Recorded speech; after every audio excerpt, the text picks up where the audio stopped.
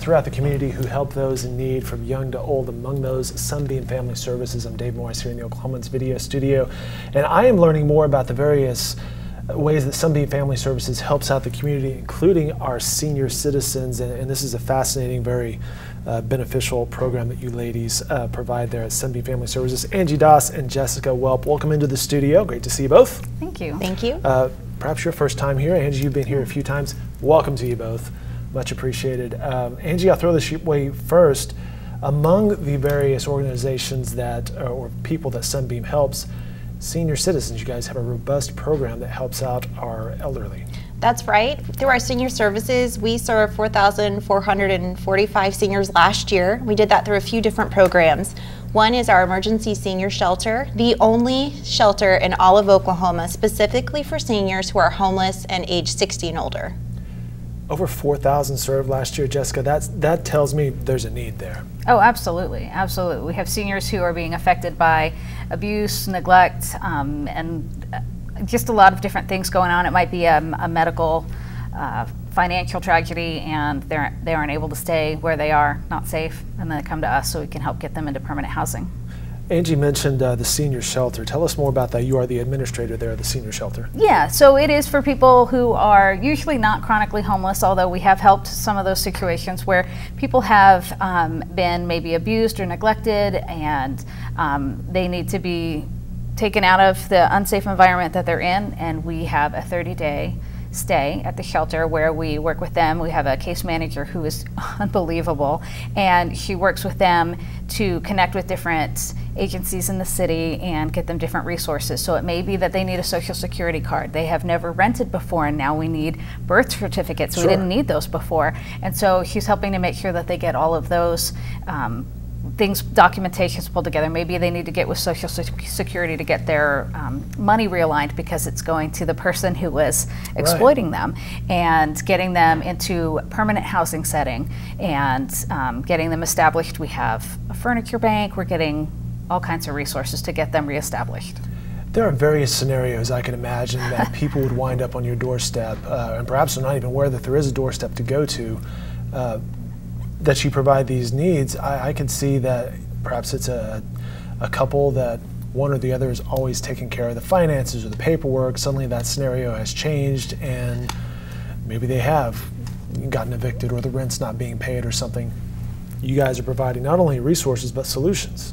Yeah, we actually had someone come to us just maybe 2 weeks ago, and her husband had died, and her daughter explained when Dad died, everything stopped for her. Like, time just stopped. And so she wasn't even familiar with how to lay out her medication. And she knows how to do those types of things, but she didn't know how to do it with her own stuff because she hadn't had to do it, hadn't had to manage finances.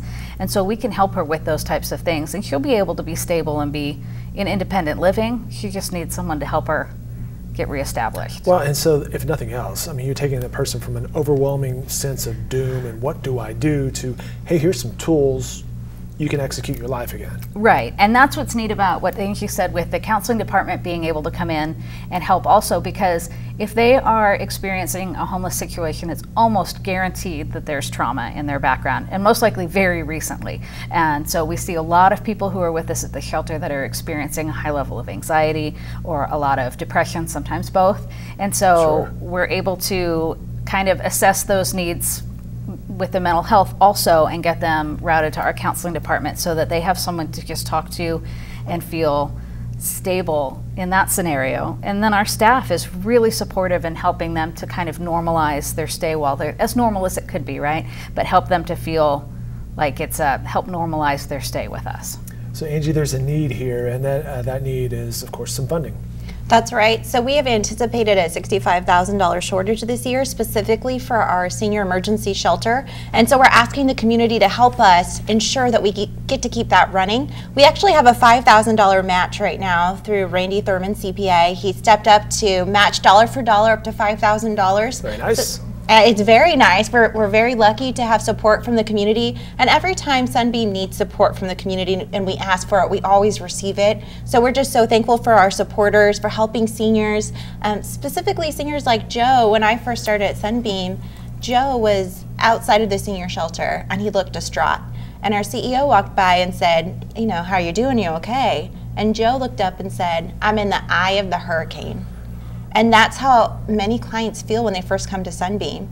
But as you know, Jessica was talking about, we have counseling services, we have wraparound services. By the end of his stay, he was a brand new man. He was happy, he had the wonderful counseling and therapy sessions, and now he loves Sunbeam and comes back and visits us. Well, speaking of this donation, before we get back to some details, how can people help, whether that's monetary or perhaps otherwise? So monetary is a great way to help because, again, we have that anticipated $65,000 shortage. So visiting sunbeamfamilyservices.org or calling 609-2311 is another great way to make a donation over the phone. And what are the various services that Sunbeam provides? Oh my goodness, we have so many wonderful it sounds services. Like you guys keep mentioning we do this, do this, but you do provide a lot of help. We do. So, you know, we were talking about the senior shelter. So another part of our senior services includes grandparents raising grandchildren. So it's providing services for those grandparents who now are, for the first time in many years, are raising children and things have changed. And so we have support groups, we have services for them. We really provide resources they need that they may not know about. We have caregiver essentials as well. So we have seniors who are active and they get paired with seniors that maybe are homebound, and they form a relationship and they play games and they talk and they help each other, and it's wonderful. And then for those who are caring for someone who is a senior, we have another caregiver program where it's resource groups where you can talk about what's going on in your life and find more resources. So those are some of our senior programs. We also have counseling, as Jessica was saying. We serve many clients. We have early childhood and through our education program, and that serves more than 700 children in the Oklahoma City metro area. We have 15 locations for early Head Start, because in order to prepare children for kindergarten, you know, there are certain things that we do to make sure they're ready and they're engaged and they can start kindergarten. And then we also have another program. Foster care. Foster care. Yeah. And foster care, we served about 35 families last year, 106 children. Wow. All right, Jessica, back to you on the senior shelter. For someone who's hearing about this, what are some of the parameters age-wise? Who can go? What are the various needs that kind of qualify for this? So it is, since it's a senior shelter, it is 60 and older, and we're looking for a referral, and that helps us to make sure that we're getting them the services that they need, but that we're also keeping the people who are already in the shelter safe. So we know who is being referred to us. It isn't just to come knock at the door and we let you in. We want to make sure that it's a safe setting, and so that referring agency could be anybody from a counselor to your DHS worker. It could be your doctor or your nurse, and that's just somebody who can tell us a little bit about what's going on with you and how we're going to be able to help you.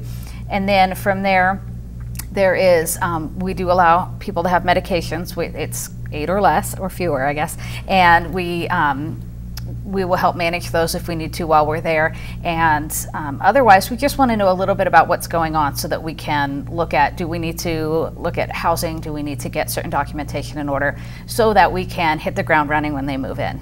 And you mentioned a 30-day period. Yes, it is a 30-day period. It is not a long-term thing. It is a very short transition, and that's why I say we want to know as much as we can about them so that once they get there, we're hitting the ground, going to Social Security, going to vital records, and getting that birth certificate or whatever as quickly as we can. They don't want to stay in a shelter any longer than they have to, and we want to get them into their own home.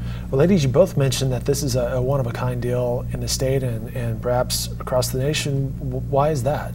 Seems like there's a big need for things like for programs like this, a senior shelter and senior assistance. Yeah, I can't answer that question honestly. I think that we were able to determine almost about 20 years ago in Oklahoma City that there was a need, and several people in the community, several leaders were able to come together and kind of pilot this. Well, we got Sunbeam to pilot the program, and we were the first of its kind in the country, and since then we've heard from other places, but we know, I mean, I found through just some basic research that there's still a huge gap and that it's still needed.